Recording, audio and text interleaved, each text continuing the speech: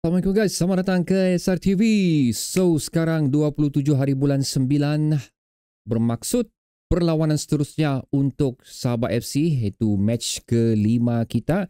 Di mana perlawanan ini kita akan hadir ke Stadium Paroi untuk menentang Negeri Sembilan.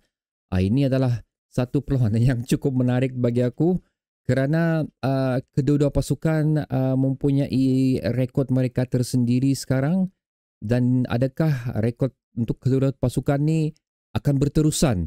Itu yang aku ingin perhatikanlah pada perlawanan ni. So okay guys, kick off perlawanan ni akan berlangsung pada jam 9 malam ni. Unfortunately, aku terpaksa berangkat keluar. So aku tidak dapat menyaksikan perlawanan ni.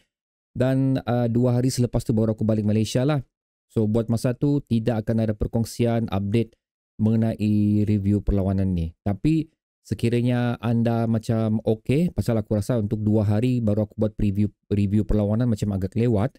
Tapi sekiranya anda okey untuk aku meneruskan review perlawanan ni walaupun 2 hari lewat, okey aku akan lakukannya lah. Tapi kalau anda rasa tidak, so aku tidak akan lakukannya dan terus bercerita mengenai perkongsian yang seterusnya. Kerana antara perkongsian yang ingin aku lakukan sebenarnya tapi tidak aku buat sekarang, pasal aku ingin mengajak anda untuk lebih menumpu kepada perlawanan menentang Negeri Sembilan ni berbanding statement yang telah dikeluarkan oleh Sabah FC mengenai isu pergantungan FIFA tersebut. So Alhamdulillah aku boleh katakan laju jugalah tindakan yang dilakukan oleh manajemen Sabah FC mengenai kenyataan mereka tentang isu digantung oleh FIFA tu.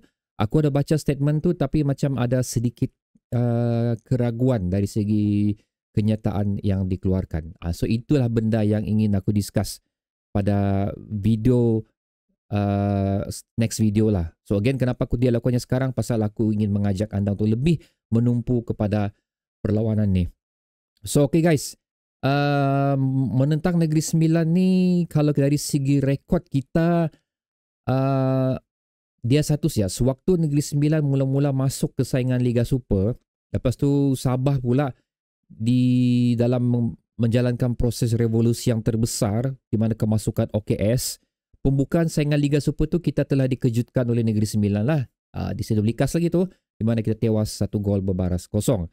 Tapi selepas daripada tu, kita melalui 1, 2, 3, 4, 5 perlawanan dengan Negeri Sembilan, diorang tidak sama sekali dapat menewaskan kita. Keputusan terbaik adalah berlaku pada 10 hari bulan 4 2023 di mana kita seri dengan Negeri Sembilan. Yang selainnya semua kita menang perlawanan tersebut. Tapi again kena ingat itu adalah during kita punya revolusi skuad Sabah FC inilah. Sekarang pun kita dalam proses revolusi juga tapi dalam konteks yang berbeza lah. Itu yang boleh aku katakan di sini. So untuk perlawanan yang telah kita berkongsi mengenai Negeri Sembilan dulu lah. So untuk perlawanan yang telah mereka lalui Negeri Sembilan ni di mana waktu pembukaan perlawanan tu mereka hampir mengejutkan JDT tapi walaupun mereka tewas sebanyak 5 gol berbalas 3, mereka berjaya menjadikan 3 gol lah. Lepas tu diikat oleh Kuching di Paroi 2-2 dan seterusnya gagal menewaskan Immigration di halaman mereka di mana mereka hanya mampu seri dengan Immigration 1-1. Dan satu lagi benda yang aku ingin bawa anda melihat di sini adalah waktu Piala FA tu mereka menang 5-0 itu selepas aksi JDT ya. So mereka menang 5-0 lawan PDRM tapi PDRM time tu down by 1 player akibat kad merah. Dan seterusnya untuk perlawanan timbal balik PDRM menewaskan mereka 1 gol berbalas kosong. So walaupun mereka tewas di perlawanan timbal balik tapi mereka tetap menang dari segi agregat 5-1 lah.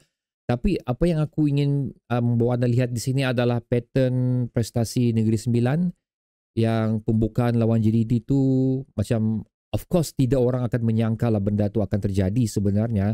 Aku sendiri pun macam aku masih menganggapkan Negeri Sembilan dengan Negeri Sembilan dulu. Tapi seolah-olah berlaku perubahan dan kebangkitan yang telah dilakukan oleh mereka sendiri di sini. Dan seterusnya berjayalah diteruskan apabila mereka again menundukkan PDRM waktu Piala FA, menewaskan Selangor 2-1 di halaman mereka sendiri. Itu ada big achievement dan seterusnya diikuti pula dengan beberapa siri perlawanan yang bagi aku macam agak mengejutkan juga untuk prestasi Negeri Sembilan ni, di mana seri dengan Kuching di Paroi, of course yang aku katakan tadi, kalah dengan PDRM 1-0 di saingan Piala FA, dan seterusnya seri oleh diikat oleh Immigration, 1 gol berbalas 1-1 lah.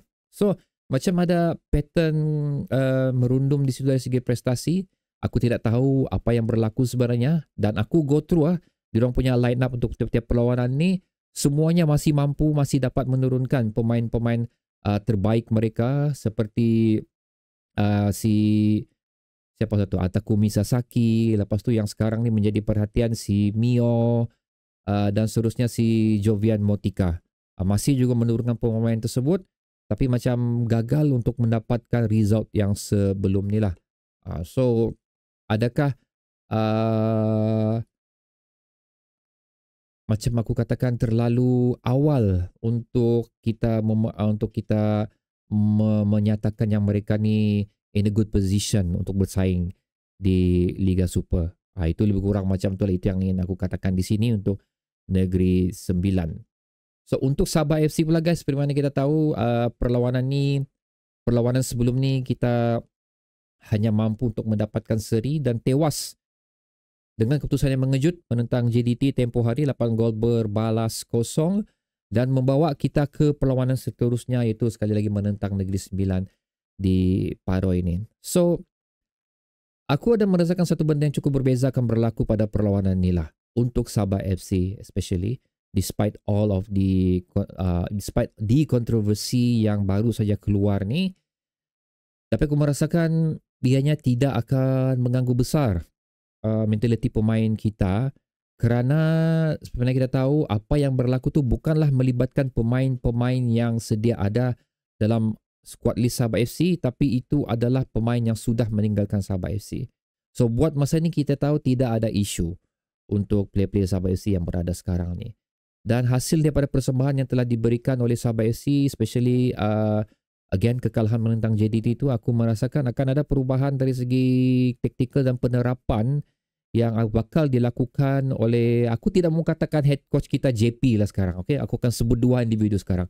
JP dan juga Alto Linus akan merombak dan merencana satu taktikal yang baru untuk menangani masalah yang telah mereka lalui ini, dan aku merasakan juga ianya akan diperbaiki dalam perlawanan menentang Negeri Sembilan.